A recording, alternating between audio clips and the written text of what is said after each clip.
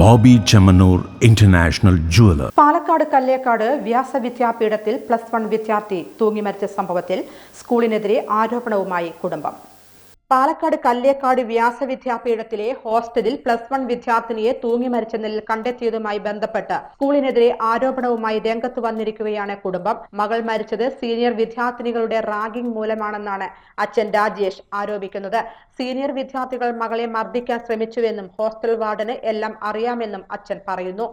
Indian time ഉച്ച time something ടൈമിൽ വിളിച്ചു ചോദിച്ചു, കുഴപ്പമൊന്നുമില്ല, നിങ്ങൾ സംസാരിച്ച് പ്രശ്നങ്ങൾ സോൾവ് ആക്കി ചോദിച്ചു. കുഴപ്പമില്ല, പ്രശ്നങ്ങൾ സോൾവ് ആക്കി, ഇവിടെ പ്രശ്നങ്ങളൊന്നുമില്ല, നോർമലാണ്, എവറിത്തിങ് നോർമൽ എന്നാണ് പറഞ്ഞത്. പിന്നീട് ഈവനിങ്ങിലാണ് ഇങ്ങനെ മോള് എല്ലാവരും ഫുഡ് കഴിക്കാൻ പോയപ്പോൾ ഇവൾ ഒറ്റയ്ക്ക് ഇരുന്ന ടൈമിലാണ് ഇങ്ങനെ സൂസൈഡ് ചെയ്തിട്ടുള്ളത്. അതിന് കാരണം എന്നോട് റാഗിങ്ങിൻ്റെ മിഞ്ഞാന്ന് വെള്ളിയാഴ്ച വിളിച്ചു പറഞ്ഞു, അച്ഛൻ ഇവിടെ ഭയങ്കരമായിട്ട് റാഗിങ്. കാരണം എന്താ വെച്ചാൽ ഞാൻ അവിടുന്ന് ഇങ്ങോട്ട് ഓടി പോകുമ്പോൾ അവിടെ സീനിയർ കുട്ടിയുടെ മേത്തുനിന്ന് കൈ തട്ടി, ഷോൾഡർ തട്ടി. അതിന് ഞാൻ സോറി പറഞ്ഞില്ല, അതിന് ഭയങ്കരമായിട്ട് റാഗ് ചെയ്യുക, അതിന് അവർ അച്ഛനെ അവർ തല്ലാൻ വരിക, മീൻസ് തല്ലണം എന്നൊക്കെ പറയുന്നുണ്ട് എന്നെ എന്നൊക്കെ പറഞ്ഞു. മീൻസ് മകളെ തല്ലണം എന്ന കാര്യങ്ങളെന്നൊക്കെ പറഞ്ഞിട്ട് ഭയങ്കര റാഗിങ് ആണെന്ന് പറഞ്ഞു.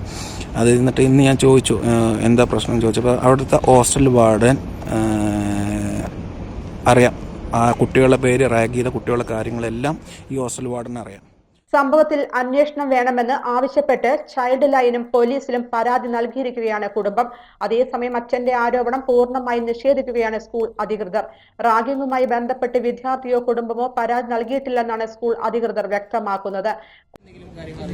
ഈ കുട്ടിയോ കുട്ടിയുടെ അച്ഛനോ കുട്ടിയുടെ അമ്മയോ ആരെങ്കിലും ഒരാള് ഇങ്ങനെ ഒരു ഇഷ്യൂ ഉണ്ടെന്ന് പറയുന്ന റാഗിങ് ഞാൻ ആദ്യം കേൾക്കുന്നത് ഫേസ്ബുക്ക് ലൈവ് കണ്ടപ്പോൾ ഉണ്ടായിരുന്നു.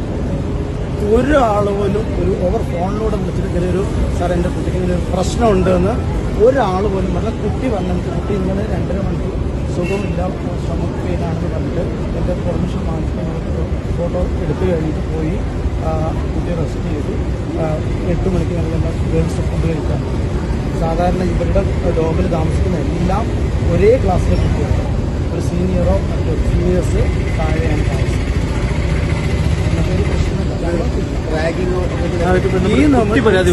ഇല്ല, 100%. കുടുംബത്തിന്റെ പരാതിയെ തുടർന്ന് പോലീസ് സ്കൂളിലെത്തി അന്വേഷണം നടത്തും. മരിച്ച രുദ്രയുടെ സഹപാഠികളിൽ നിന്നും അധ്യാപകരിൽ നിന്നും മൊഴി രേഖപ്പെടുത്തും. പാലക്കാട് ടൗൺ നോർത്ത് പോലീസാണ് അന്വേഷണം നടത്തുന്നത്. ഒറ്റപ്പാലം വരോട് സ്വദേശികളായ രാജേഷിന്റെയും ശ്രീജയുടെയും മകളാണ് മരണപ്പെട്ട രുദ്ര.